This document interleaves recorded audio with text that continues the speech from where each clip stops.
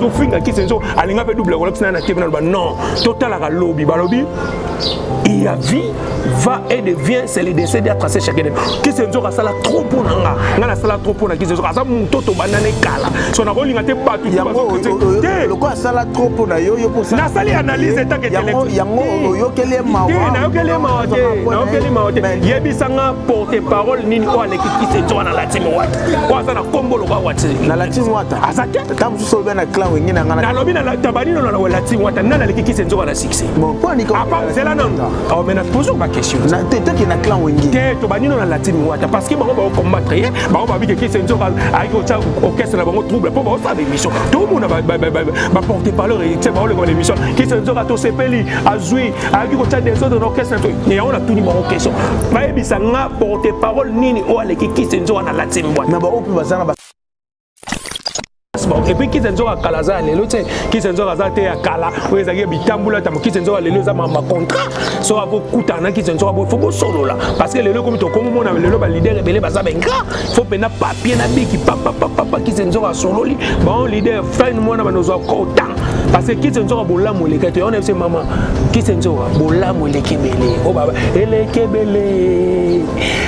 donc faut que ce esprit accompagne que azamu ya makambo azana batalane il faut mériter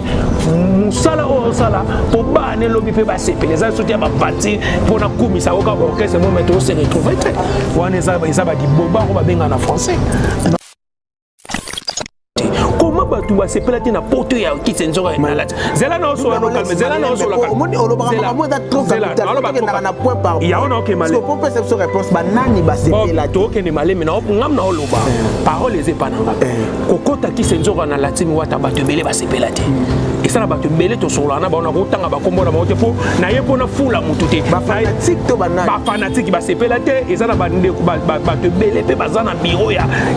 héritier watana be ba se plater et ça na ba bele ba combattant qui se nzoka to sola malamu so nga na kokeli qui se nzoka parce que na monaki qui se nzoka sala ki analyse ngata on a sala ki analyse ya wenge ntongo tangi ba merveille rambo ba sala ki c'est normal parce que to na TV to va poto to za ba jaloux ya wera te to za jaloux ya Jibem Piana te to za jaloux ya héritier watana be to za ba journaliste double Rolex za fanatique te aza muta sentiment te et pas za bureau te double Rolex za journaliste le ko la bob ne to sala ba émission to sala ba analyse so ki héritier Watanabe a salé l'euro moins bien été ngalo rien na TV na ah héritier Watanabe oyembara bien la team wata bosala musano bien mais héritier Watanabe na sepelité ne logo sali comment qui senzora a porté à travailler dans orchestre non la team wata mais le tomoni ozo ko ingérer na ba réseaux sociaux au télémélé en tout cas et ça la héritier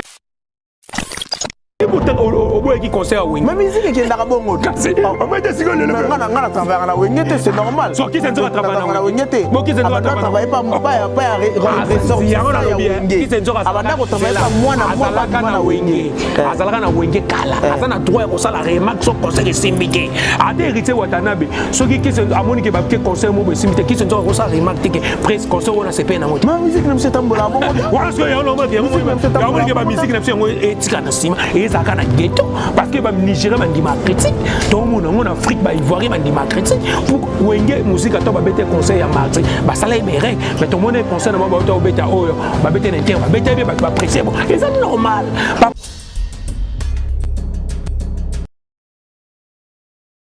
Voilà, Balandi avec cette nouvelle télévision, Bambo Tessikana Stozali, et ça la musique c'est un temps que tu as en abîme pour savourer Kobeta Masolo. Il y a musique congolaise, musique oh l'équipe de musique non son monde de te confirmer en haut, musique lengi, musique ezanga makele le thème musique à tout moment zo à côté on a oh na ba simbani alors ça fait du bien. Il y a on est tombé ça on a musique nabiso. Voilà, et aujourd'hui comme vous le savez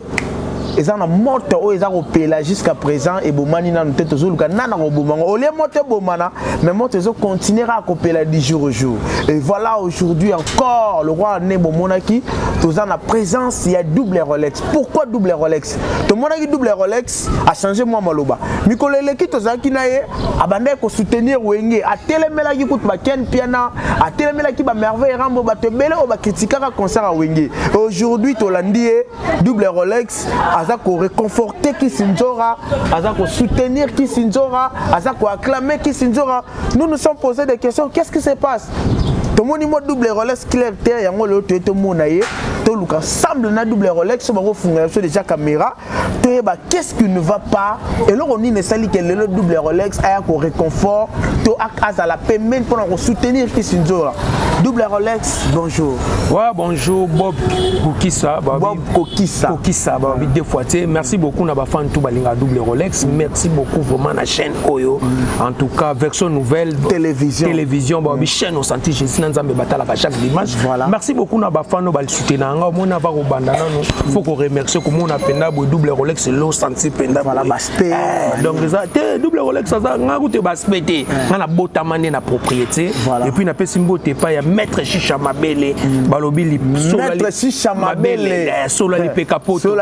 wana kuze propre banini do bi soko kena tirkioza la nani oza la star nini soko kutena maître Chicha Mabele te donc komaki Istanbul te na pesi mbote wana kuze na propre puis na pesi mbote babi bébé babi à bientôt babi Plamedi Bakenda joyeux anniversaire ma fille chérie wana moi petite sœur nanga azara na France wana dans le 6 août donc Plamedi Bakenda nimi babi le 6 août ça dans les 6 8 mois oh déjà anniversaire né azoko qui ça 16 ans en tout cas merci beaucoup ma fille babi Plamedi Bakenda nimi balobo le karabango moi na Bordeaux ya solo vrai chéri babi première fois na moi na rappelanga bana Israël to ba mon terre promise Plamedi Bakenda et puis na moni sous Benito ko na Paris wana babi vrai chéri Benito ko na Paris pesa bango devoir et puis Jolivette Ntsamba babi Nzambe na bango wana na kata Bordeaux deux fois taka Jolivette Ntsamba na Bordeaux maman na Plamedi azala na sœur nanga RC Osolanimi la prêtresse ya ba Bordeaux na bango ne bakangi puis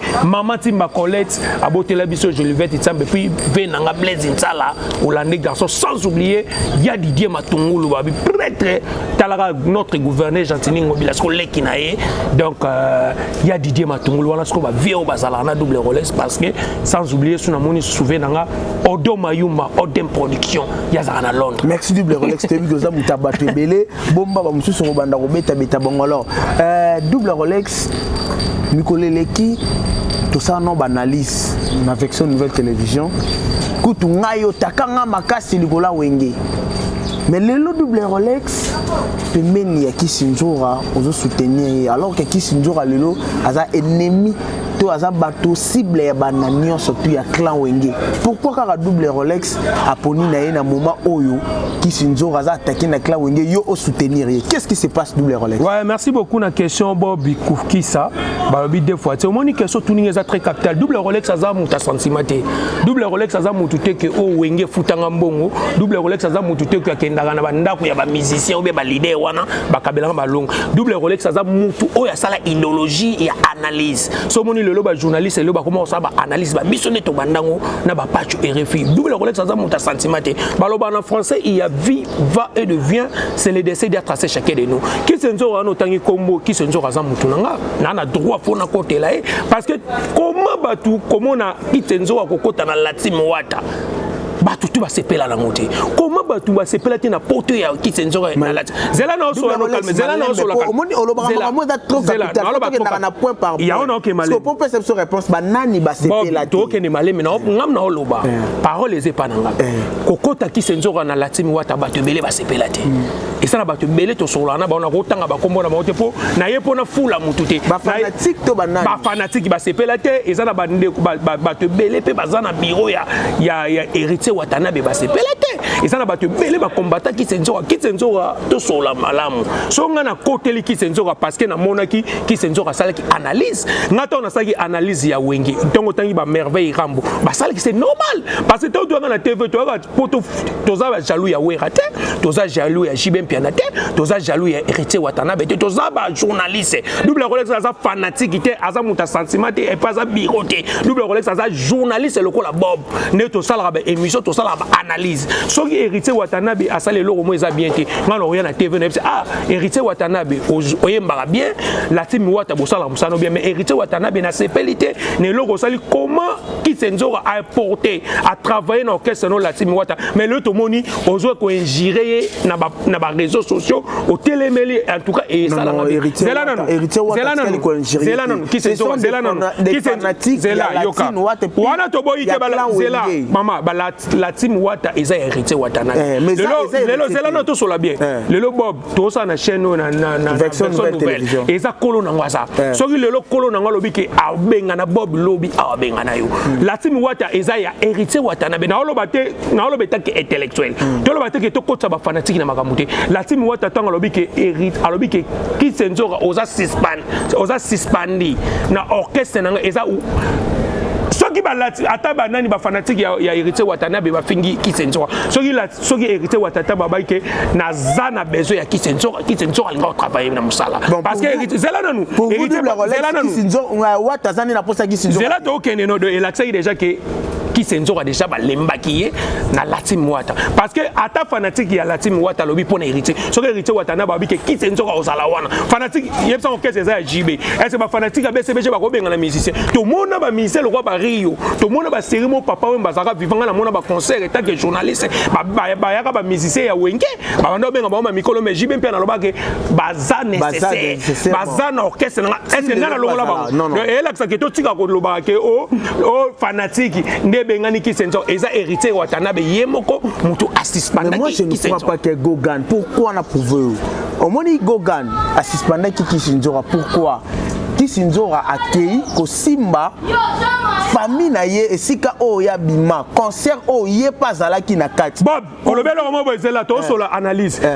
Kisenzora saka mutu o alobe concert wenge za mabeta eza na biso to défenda wenge est nga to na défenda wenge na bike wenge yo to sala notre analyse kana chaîne to saba débat yo pour critiquer concert ya wenge c'est normal pourquoi biso na Congo to lingi critiquer donc soki wenge musique esa libéré donc biso tout faut ka to ndima kaka non balobi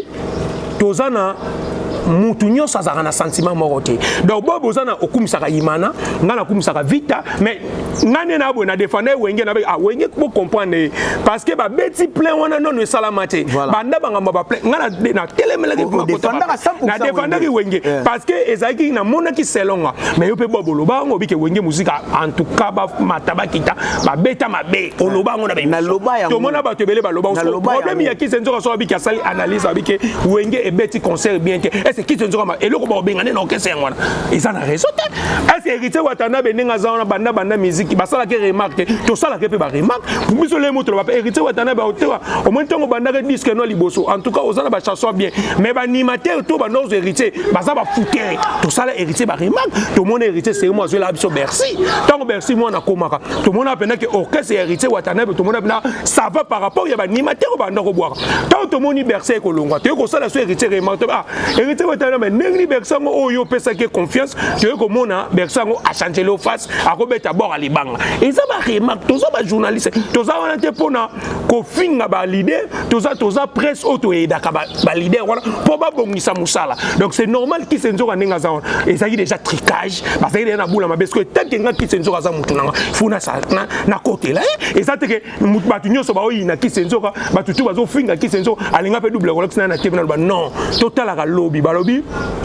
il y a vie va et devient c'est le décès d'être tracé chaque année qui se nzoka sala trop pour nanga ngala sala trop pour na qui se nzoka sa mutoto banane kala so na rolinga te batu le quoi sala trop pour na yo pour ça na sali analyse ta que yango yo kele mawa na yo kele mawa te yebisanga porte parole nini o aleki qui se nzoka na latino wata o asa na kombo lo kwa wati na latino wata azate tam so solbe na clan wengi na ngana na lobi na tabanino na latino wata na aleki qui se nzoka na succès bon point ni c'est là non oh mais na pose ma question na to ki na clan wengi te to banino na latino wata parce que bango ba combattre bango ba bi que qui se nzoka aiki o cha orchestre na bango trouble po ba sabe mission tout le monde ba porter parole et tu ba le comme émission qui se nzoka to sepeli azui aiki ko cha des autres orchestre ne on a tout ni bango question ba ebisanga porter parole nini o aleki qui se nzoka na latino wata na ba opi bazana basala musala très bien bazolo bela latino wata basala musala bien mais to mon album ya BM Bima héritier mba mais to mon marketing est arrêté to mon qui se nzoka tanga comme pas comme il y a tous en clair tous à bengrate to linga raté to ya na TV poto kosa ba qui se nzoka tanga comme na latino wata comment ba pesa qui se nzoka passeport du service au batelelo ba olobela parce que batala ki tala na yi et ça na combien de batu bazana o ba banana héritier o ke ba loba ke loko tata na TV ba lekate et ça blague te muta ça la marketing au kite nzo azwa ba risque pour la team Wata ya tous a reconnaissant et ça te que na lo ba pona flatter qui senzora ou bien na côté mais na lo ba maramu ça vrai qui senzora koko mané na la team Wata to santa penda orchestre héritier Watanabe gogan soko otala émission en compagnie que double Rolex lo ba vérité à travailler à mériter musa ne pour battre le ba qui senzora ninga zana héritier même ke na ma héritier même ke mais Wata pas asali loko parfois na orchestre belé na nous ça le matin muto arrivé à Esika directement au PCA passeport de service Nazoya double Rolex au PCA yango en plus au commis comme na ba voyage au tambousi na plus de 5 pays oh lelo et belé pour pas que poto et que ça la problème et ça musala ça la problème papa ça veut dire que Wata pe a sepela ki na Wata pe alaxeke mutema malamu ya kufungolele maboko pour qui sinzo a koti na la team Wata pas même 6 mois à voyager ya on a l'obité Wata a salaki eloko moi bien parce que mon travail na et tu double Rolex na osa musana ngabo ba to belé ba benga na ba chaîne a double et na ba chaîne belé ba benga na mais pourquoi pas qui sinzo qui sinzo problème eluki qui sinzo parce que Bobby a sali analyse a fini wengi et c'est normal a sali remarque na ndinga mabete est-ce qui sinzo na niveau ninga zaona est-ce qui sinzo ko ignorer jibe qui sinzo et ça ba tunde ba fan o ba linga qui sinzo ba ko mutuloko qui sinzo a travailler na jibe piano mutuloko qui sinzo a travailler na ba ko follow mide qui sinzo a travailler na héritier lelo héritier qui sinzo a l'équipe de émission lo biango abingana na problème na héritier Watanabe te ça ba tunde ba kabulinga na héritier Watanabe donc qui sinzo a lo ba bon là mais pourquoi la là parce que qui sinzo a siliki parce que a comment qui ingéré partout qui sinzo a soki Watanabe ba sola ki bango na héritier Watanabe makambo ezai privé mais makambo comme tina ba réseaux sociaux ba plibia qui senzora na ba réseaux sociaux na ba ni na ba page na bango bazolo ba qui senzora to bengani qui senzora aya papa aza mututi foye parce que qui senzora aza responsable qui senzora aza mutanzala te qui senzora aza responsable de tout fait alors donc et ça la passe parce que neto za boya mutu mutaza na mutema na ye trop humilié bando ko humilier qui senzora trop yango pesa ke colère avec banda lelo yango mona salelo kwana papa na biso à l'équipe papa na bango voilà to vanda wana est-ce que Rosala Wata bien oh papa na biso le papa na bino est-ce qu'on a na côté la question sur na poser cette question so mutalobi ke so na bi ke bobi papa na biso le papa na bino so ça est natangi comme natangi comme papa mutu bino ne ba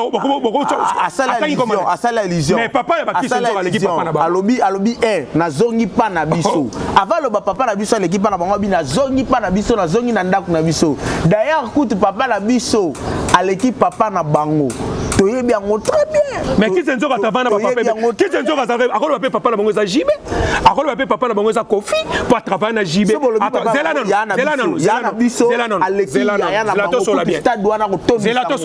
qui senzo ka leke pa fali poupa qui senzo ka leke pa ya kofolomide qui senzo yo kana no aleke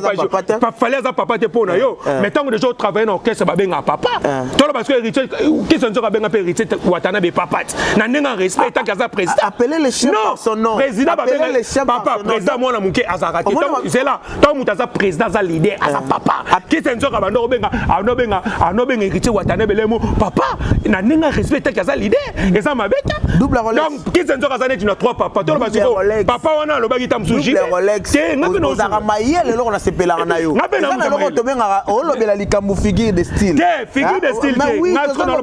na oloba no etaka intellectuel papa ya jibe papa qui senzo reza jibe papa ya qui senzo reza kofi papa ya qui senzo reza nani donc en fait na 3 papa so il est yo lobi que qui senzo ka finga papa na bango donc to ba quelqu'un qui senzo ko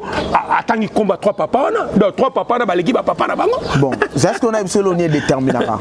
akoki oloba papa na biso l'équipe papa na bango mais par exemple ne muter akola kisake non azolobela mutu tel de temps alobaki ya na biso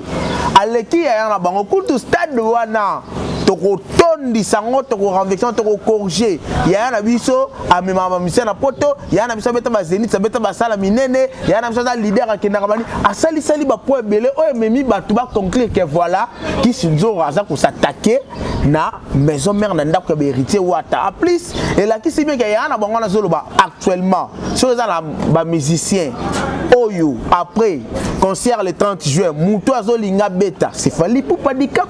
tant que ya na biso ko ya na lobby so mo za très capital so le lobby fali poupa ya na biso ko tourner ce stade ce qui senzo na fali relation ni baza na relation bien c'est normal il faut commisser parce que mais qui senzo a travailler pas tant que ndolo ba wata lié quand c'est ça problème te ezane ti na ministre za suna latimi wata te alors ça la promotion ya mutu o ya linki parce que azat ba longoli na latimi wata zela na tant que déjà bo suspendre mutu bo finga mutu bozo finga mutu bozo finga qui senzo ka sali be mission biso tout tala be mission te papa ko kanza te ke yo bob ko kanza te ke yo mo ko tala internet qui senzo ka aleli parce que abi ngai so na longwe na latimi wata parce que ba fani ya latimi wata ba fini maman na nga c'est normal c'est normal aza libre toza na démocratie donc qui senzo ka ndinga botu aza na droit ya ko kumisa fali parce que fali pour pas na minute ba ça na problème na qui senzo ka te so ki lelo qui senzo ka bi ke ya na biso aleki ya na biso parce que suis bino nani et ça normal aza na droit parce que bazana bon terme na fali pour pas bazana bon terme nani qui senzo ka sala mission mo zela nanu qui senzo ka sala mission mo aleki alobi président Werason président Jibem Piana ngana poza na problème na minute bato bazo kotsa ngana polémique na bino baza ba ignorant na sens ni mutu alobi ke papa na biso montant alobi ke watali bato bele pe ba na slogan na to qui senzo wata bato bele babani qui senzo ka oboke la mutu mais c'est un point d'interrogation mutu alobi ke papa na biso aleki papa na bino so yebisanga et suit bino ne et là que bino ne bozo lokela qui senzo ka parle qui senzo ka etake bosser etake muta maloba po biso to ba parolier au moins ba biso to ba ta manga na biso ça toi tu parles hein moi je parle toi tu parles allez va dormir dans la chambre na créer idéologie porte-toi hein si tu veux monter avec les têtes qui se trouvent à la table dans biso to bateau to créer à ma solo et net qui senzo abi papa na biso aleki papa na bino c'est normal so que suis yo mo yebi tine et suis yo mais biso to biga papa na biso aleki papa na Rolex les a transfert tonino yebi kana on imate ke o les a transfert tota ko yamba nyamako abi mikolo to na système à transfert double Rolex zela non eza mamu ya transfert zela eza mamu ya transfert eza mamu na oloba vérité bana poto ba olanda nga ba benito ba vérité na yo et ça Laurent Mabo et ba ser na nga ba Ersil Osola ba otala na poto ba ser na ba Ninelo Kemba Prisco Kemba ba otala famille présidentielle ba bi double Rolex ça mutabayeli ngai okoyela nga ba ja pa Mateo ba 12 ba 13 ba 3 nga na Osola parce que je suis qui senzoa nga ba o to otake qui senzoa nga double Rolex na répondre qui senzoa afutinga ezate qui senzoa qui senzoa azamutu azane ti mutu nanga donc ezane ti exemple na personnel exemple et aneti na repose exemple net et aneti Messi na Neymar donc mutu mo boy attaquer Neymar mais Messi na ta trio basa na Paris basa Neymar pour aza parisien ozu Neymar ozu Messi ozu Mbappé soko toucher moko bango et aneti ba biso soko to ba esprit wana to zaka kisenzoka ni mokonzo oyo bato na otangelo bakombo soko take bango yeba ke double Rolex na 6h na 6h 1 minute double Rolex apparemment le roi bato tangi ba problème te ba problème te bato baloba ke ba problème pour comprendre bango te baza bata idéologie puis basala makambo et net biso ba double Rolex to sali makambo to sali bato na internet mais le bato ba convaincre mais to la ka bango ka ke mokolonde ayebini na sala kana mwana moke okinzembo ba bon parlons aujourd'hui parce que les lozo mona te ke comme la question njora pasi osillonné parce que l'olenge déjà maramono comme ko kende et ko mapé akebo bakangi akebo ba déranger parce que mamanzara manko epé déjà bazaya ko fâcher mabe c'est ba kangi na sens ni to na mboka parce que bino boko mosala bobo mabato papa ke bato na mboka fati beto ke to longa non chapeau to lo ba non zela non pona ri bato belé ba olo la peine menacer parce que déjà qui se nzoka za menacer ni na fini nani qui se nzoka lobi ke papa na biso aleki papa na bino mettre Chicha Mabele place aza na ko lo ba ke papa na bino et ça idéologie Chicha Mabele na nzamba Turquie et c'est normal papa na biso aleki papa na biso et c'est tant abi papa na biso atangi kombo ya kofolo midi mais exemple zela non papa to za la bon tant abi na zongi pa na biso tant mutu alobi ke papa na biso aleki papa atangi kombo na biso na zongi na et c'est normal qu'est-ce que nzoka zongi pa na kozonga pe na ndako na alongone la team mazongi na palais na vandi akomo boule vi na na kosala nini parce que aza artiste qui se nzoka aza porte parole ya blague te aza artiste oto mona ba Neymar ba biso le to ba artiste to ba to coach ba musicien to ba to expliquer musicien faut le ba ta eza blague te ko sala marketing a musicien ba musicien ne bazana na ba to belé ba lia ba mbongo ba musique zela non ba to belé ba lia ba mbongo ba leader wana ba sala elote aya pas leader benga na kitsenzo mais so chebo ndunda kitsenzo aza bosser a sala makambo na mboka oyo paza na kombo donc faut na côté là parce que tant que yo bo blessé nde konanga bo blessé mutunanga nga faut na défendre kitsenzo a footing elote mais bien fait wazala na bola mo sala pona nga bola mo nga pe na zanga pona faut na défendre ya mo na so ba ke biso za ba Al-Qaïda donc to za ba tu mo be na internet so meki ke ba manduki rebima to banga mutu te double malomba na biso ndeko blessé bango double Rolex parce que you mazate na internet kini ya bana kini idéologie za bo double Rolex le lo pour musko ya passeport est-ce que qui sinzo rapport ki ndimandaka il faut casser un passeport de service. Non, qui c'est a un droit à un passeport de service parce que ça identité. Non, c'est la même chose.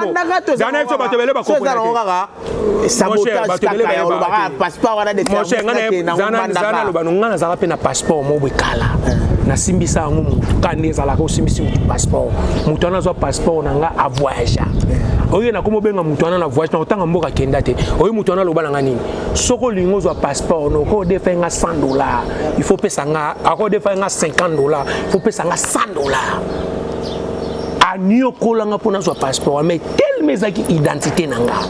nazai capable na zulu kaka mbongo na sala nini na pesa et aneti kisenzora azana droit azwa passeport ne poni tant kisenzora bo benga ngoke ba PC passeport no kese ya Latim Wata mais kisenzora pas travailler na Latim Wata est-ce que ba énergie o asali ba risque o mati ba avion soka kufaki est-ce que ngotanga le combat kiso a risque azana droit après tu wana za yé donc azana droit zo passeport na yé parce que azui passeport wana na compte sa musala na boulot na yé ya mona mutu a réclame to mona ngoti na maison tout le monde a scellé tout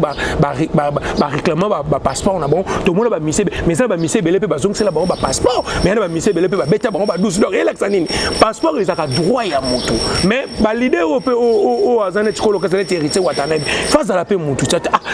neti kisenzo a bon c'est là non wata gérard administration ya na lobby wata leader azana manager azana ba tobelé orchestre to ba bi la team wata c'est wata moto a chaso ki secrétaire waneza héritier Watanabe héritier Watanabe soit bika lelo abika nani Charlie bozo passeport ya kisenzo bozo c'est les cas si comme zela no ma maison mère ya na lobby misa wera mabe mais wera zaki ne mabe te ya na oloba na yo na oloba mamu na oloba na o critiquer mutute na sa contre mutute na oloba ka ba vérité kisenzo azana droit ndo lobi ke a réclamer passeport ne pas que mbandaka c'est normal et oui passeport et ça là bien o go voyager mbandaka na pour que na carte électeur ba considérer mais passeport de service parce que ça na ba visa ni ana droit à déclarer pour ça ba timiso ba ke héritier Watanabe ba memaki na poto ana droit non azana droit parce que après tu digital les ana passeport en ça qui senzo et ça na identité est-ce que ebisa na mboka ni bozo identité mutu bozo ata mutalo so mutalo na musala ba pesa ke passeport et ça na biso na mboka ba pesa la ki na compte la team Wata de ata ba pesa na la team Wata mais à travers na la team Wata l'état ou asali qui senzo wa pa ou même la team Wata le kida ba inane banda kota la team Wata azana droit à son passeport parce que a travaillé on reçoit nos salaires mouké mais ba passeport on est salaire bien pour na reçoit pe cop na mon siko a double Rolex cop mo e ba même place que dans na sens on a to lo ba double Rolex pour na yo ki sinzo asala ki démarche bien ya routine na moto pourquoi pas y mora kene ba wana ça ko ba leson ni ba lo ba est-ce que yo sali zela na ya na lobby na lobby sinzo ka mora bi atinda kasi yo kanon ya na lobby ya na lobby tamsu so atinde mo na tamsu pas exemple ya ngona pe tamsu yo ya na lobby tamsu atinde mo na tamsu pe ki senzo azaki empêcher moi atinde mo c'est normal bon pour que nous soit passeport et pas mutu o tinda pe mutu c'est problème te na sens on lo ba o papa ninga na lo ba tena ba eza droit na ye ana droit à son passeport et ça ce qu'on leader na bango héritier Watanabe yem to lo ba qui senzo ka pe na temps o asali na musala sala en tout cas félicitations pe na boula sali na son passeport na pe eza ngo na Watanabe la lobby a ça problème qui senzo Ce que 8 millions de balobi que Azaser Bayebani en dehors musique. Ce que yo mo comprendre que ce que Wataza vraiment la problème. On comprend ce que Wataza la problème ce que ce que bazo sala ba émission baloba qui se zo ba pese passeport pourquoi au moins que ba toi na bazana Wataka ba nga ba kota Wataka. Obisco ba tumususu ba mo pelisi la ki sinjora moto bazo bimisa su ki sinjora mabeto ki ndete émission Manika salaki. Pourquoi Manika rokinde bongo attaquer na niveau mo bo Simbisko na clan wenge attaquer na wenge mo mote ke ngote muso do pelisi la pe ya on lo bano ke net nga muto kwa Manike na landa mam na ete Manike Manike ko Manike zo ko ki sinjora kize manzi a ko sanin ki sinjora yezana lo ba a ko tane ki sinjora mais Manike na asaka pe mbela minimi bale aloba ma muso abia te na aloba te pona na aloba mabe ak Manike aloba blo muso abia mais aloba blo muso pe ya on epse kitsenzo na epse kitsenzo au moni temps autozana ngo to asuna batanya ba distraction te to ada ba responsable to za déjà na bana to okolisa bana et puis to mona lobby na biso parce que mutalembaka lelo to sa ba succès lelo ba okabela biso poto wana ba succès to mona ba papa Luambo ba sala ba succès mais comment na batamo bolo ba beta suna solo ba papa Luambo mais papa Luambo za grand artiste o atonga lelo ba immeuble tamsu ba mise lelo ba oganga o ba sa ba succès na ba tonga te de lelo bien lo mo za très capital qui s'enzora Manike à défendre te problème qui s'enzora lobakiango abinga na manquer hérité watana bité na posa peto pe banana hérité te mais na souci ka bato basali ke ngana kabwana hérité nzamba ojishi bango et puis bato wana bazaka pas hérité watana bité bazana tout l'orchestre tout monde a bon pas ba orchestre ba Fabrigas tout monde a bon ba orchestre ba Wega tout monde a do ba bato balinga ka te bato bazala bien o ba benga ba français ba ratapla do ba biro ba mikala do mutu mo yena ndako hérité watana bité pas l'hérité Ketch il faut l'oba mabe ya mutu donc c'est pas bien so batu wana to batike la bombe orchestre tout monde a pu orchestre moi bien marketing moi a fait pas marketing ekiti parce que mutu aza soda aza nécessaire par là ce que ngol bala wata na minute mutu ko mimama na lobi na nete na pesa ce ko mais le lobi ka ba soda belé ba ya ona lobi wata na ba bunda pe ya ona lobi ba soda ba se belé na lobi yango mutu aleki kisentsora na makambo na koloba na ndenge ya makambo azate na la team wata wala double relais oh mais la lobe on a team ina wata Olivier ko rappelle biso kombo ya ndeko nani ya mwana bandal pe kombo nena mais na lobi soda wa bundela rite wata kombo nena lobi vérité pardon Adebayor wana pena lokuta mwe netinga siko netinga mutu anote kombo na yebi ete oui ba Adebayor na yebi ete ataka moi su ya ona lobi ke ngasi nikolo pazo takeki sinzo ya ona lobi no ke mutu otanga kombo na yebi te mais na lobi no ke kitsenzoga mutu tuso otanga kombo kitsenzoga yebi yana ti mutu mo solo bike na internet obi ke webi double Rolex te donc mutu na loba ki asa jalo asa mutu mo nikolo asa aye mikolo donc c'est ça et ça ti mutu solo bi na internet ke webi Karine mo compte te donc ça bato baba aye mikolo donc ça double Rolex pourquoi pas qu'on conseille Kitsenzoga non conseil Kitsenzoga ça okende na comment Charlotte lianga mbanga ils ont qu'un plaire nango pourquoi pas avant d'isno pe calme alandela non Charlotte wana olie bandasa ko alandela non Charlotte et puis à réfléchir et si kanini na ko indépendant pour du bon parce que lelo tam suba tebele ba mi ko éviter na mo Kitsenzoga likolo nini ba tu ba ko mi ko ba n'importe quoi na communé pourquoi pas binot bozala rapembeni na bozo défendre c'est avant nanu ata la siko bien va décision une fois soit à zongi quartier latin soit p accueilli p F victime ba place belé pourquoi parce que décision Kitsenzoga ezali on a tout nos questions mo bolobé lo mo za très capital ce Kitsenzoga batu balobi balongoli na orchestre na bango po babike bango nde ba sala hérité watanami wana ba fan ya wata la team wata babi biso nde to sala hérité to za na droit ya kolongola batu Kitsenzoga balongoli Kitsenzoga se retire na fandi on dit vraiment na Kitsenzoga na niveau za na ba capacité za na ba talent za est-ce que Kitsenzoga ko za orchestre Kitsenzoga na nous allons ok bien Kitsenzoga ndinga za soka lelo alobi ke zonga quartier là est-ce que Koffi Olomide grand prêtre pour Koffi Olomide za prêtre zela non si ça non maloba na ozonga sa ba question nga Koffi Olomide grand prêtre des prêtres est-ce que Koffi Olomide na mama bala to sola pe na ba musicien na leki Koffi Olomide azate to wana un dede Kitsenzoga ndinga za wana to moni ko ba prince bakali ba tuna biso ba bandi ba mamukuna ba sima ba Kitsenzoga lo ba prince bakali ba Koffi Olomide na atindi ba ona ba poto ese mutu ko Koffi Olomide ko négocier Kitsenzoga dede papa papa chéri JB Piana na niveau qui senzo à travailler dans orchestre wenge musique BCBG mutulwa qui senzo so ko beta porta zonga na wenge BCBG yo kana un exemple on peut par exemple 3 mutulwa fali popa so qui senzo ba zonga kuna limité yana ba wana sa bino qui senzo atanga komba mututé alobika watali n'est pas lobika papa na biso aleki papa mais ça moi passe na ça moi passe ça moi passe na ko pele kimino ba journaliste ba ya ba boko boza so bata baka te boza na ko pense que boza ba journaliste mo boza bata bata banda to vandi to na poser ba question normale parce que ngas yo ça fali parce qu'on a tout yo comme il fallait te mena ko tala te papa yo comme JB ça na tout notre question so bino pratique bolo ba qui senzo a fini clawing a fini bon nani est-ce qui senzo a tan combat JB mais pas Simbi concert ya Wengi Simba qui concert ya Wengi ezare mais pourtant au boy qui concert ya Wengi mais musique qui ndaka bongo on m'a dit que le ngana travailler na Wengi c'est normal so qui senzo travailler na Wengi bon qui senzo travailler pas ressortir ya Wengi qui senzo abanda ko travailler pas moi na Wengi azalaka na Wengi kala azana droit ko sala remarque so concert Simbi ke ate hérité Watanabe so qui senzo amoni ke ba ke concert mo be Simbi qui senzo ko sala remarque ke presque concert on a c'est pas na moto ma musique ne tambola bongo il y a une musique éthique en cima et ça quand ghetto parce que bam Nigeria bandi ma critique tout le monde en Afrique ba ivoirien bandi ma critique pour wenge musique to ba bete conseil ya marti ba sala ibere mais tout le monde conseil na ba to beta oyo ba bete inter ba bete bien ba apprécier bon et c'est normal papa to za presse to linga to zalaka au milieu du village to ya raté ko sa ba analyse pour to côté la rabat net ngala zaka au milieu du village so que Rita Salima bien ba hérité Watanabe na pesio penda devoir tous les bateaux no batikal total la bilan na bango na marketing mutaleki kitenzora azate na lobe l'hérité bala pourquoi you na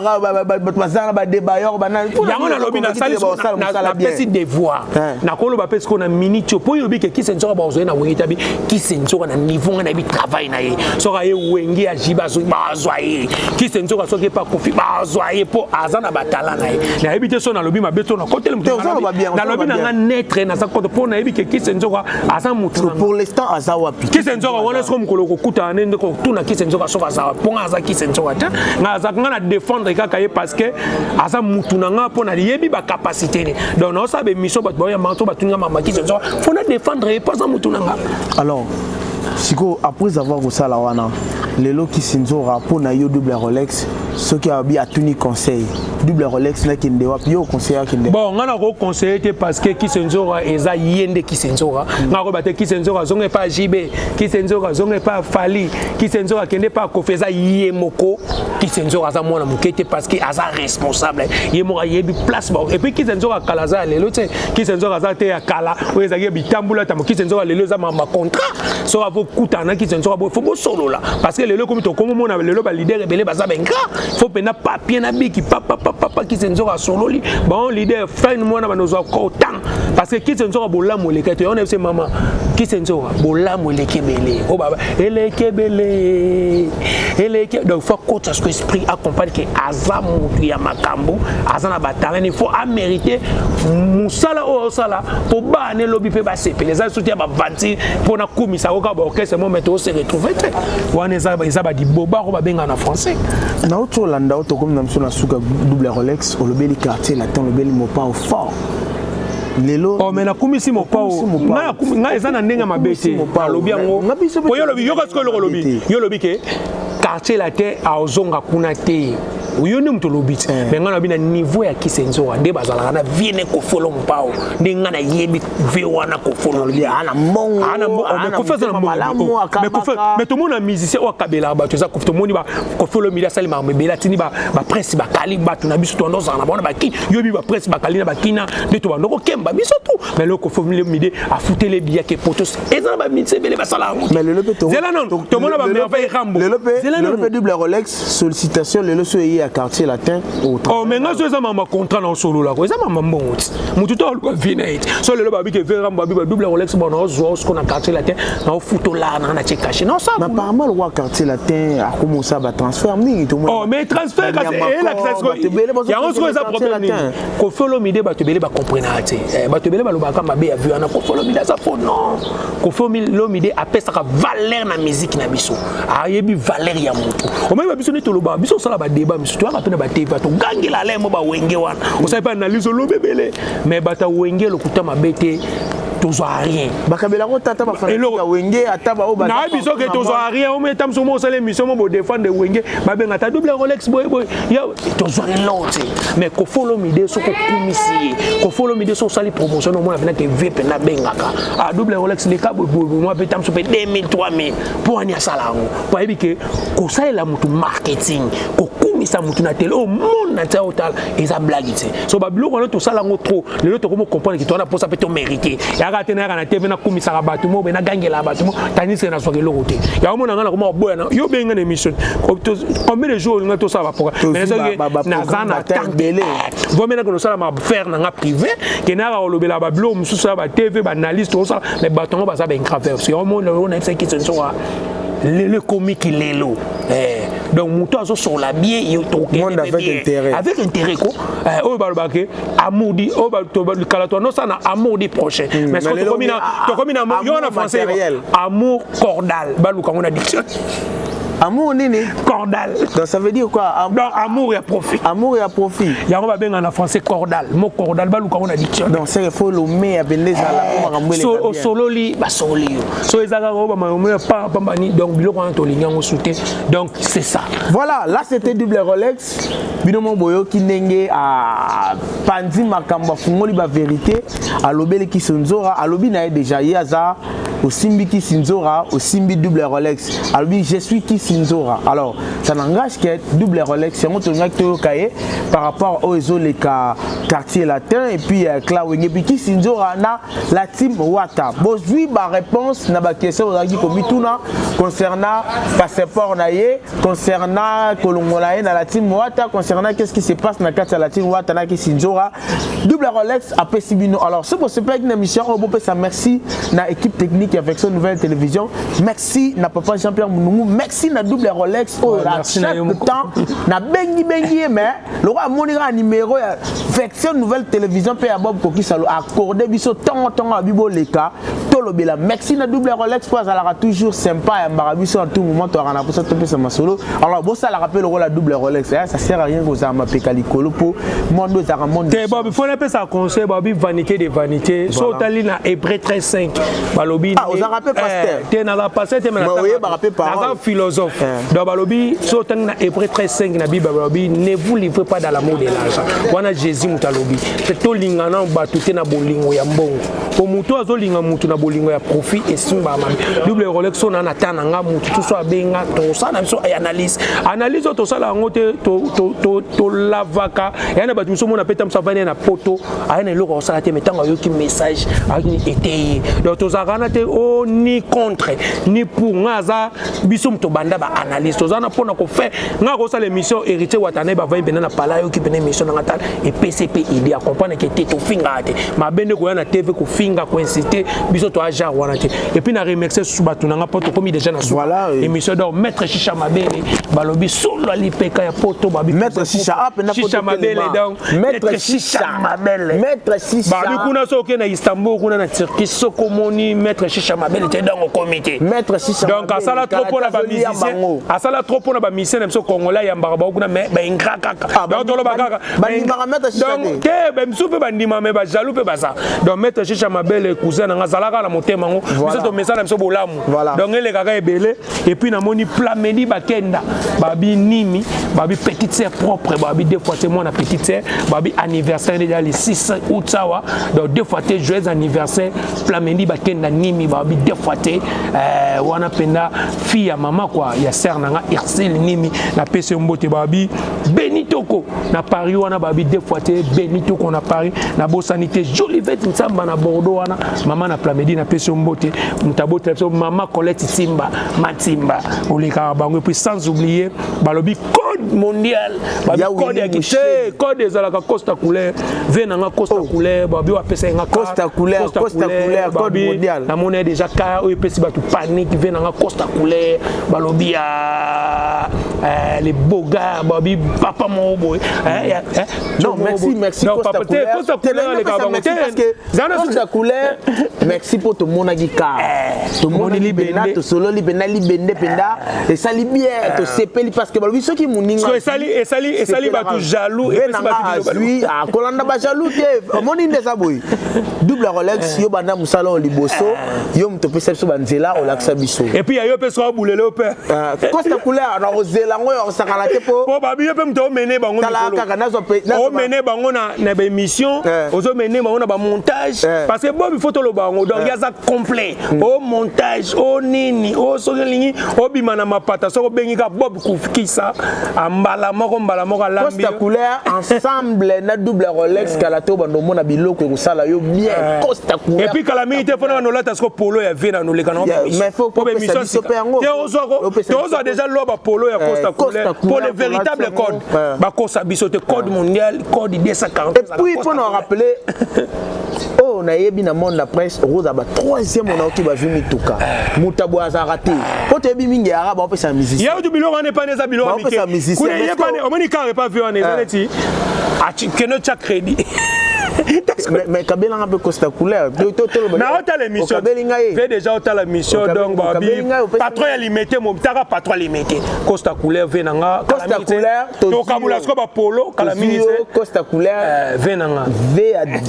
double Rolex Costa couleur eratarate yeba benga ke eratarate plus 243 Costa couleur né na ba numéro de téléphone 89 680 67 70 na banezu plus 243 89 680 67 70 wana ba remarque ça bien mon père Pablo Escobar akenda ve machusha et puis namoni Anderson Yimbi mutape sarabatu vi na pesi mbote et puis kitasa bureau kitasa na pointe toujours kitasa azawana bureau donc azongi déjà makabo jeza kitoko et puis bino tout beau s'abonner na chaîne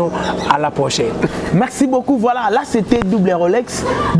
au bolingara minga le bela bino bien ce qui émission ezaki kitoko boye bo pesa merci na Olivier der na sima caméra bo pesa merci na équipe technique avec son nouvelle télévision Momba tozaka wana pona osela bino misala tozaka wana pona kopesa bino bozoluka comme information. Voilà aujourd'hui quand ande boyebi l'actualité n'oublie ya kolobela o eza makambo ya Kisinjora. Alors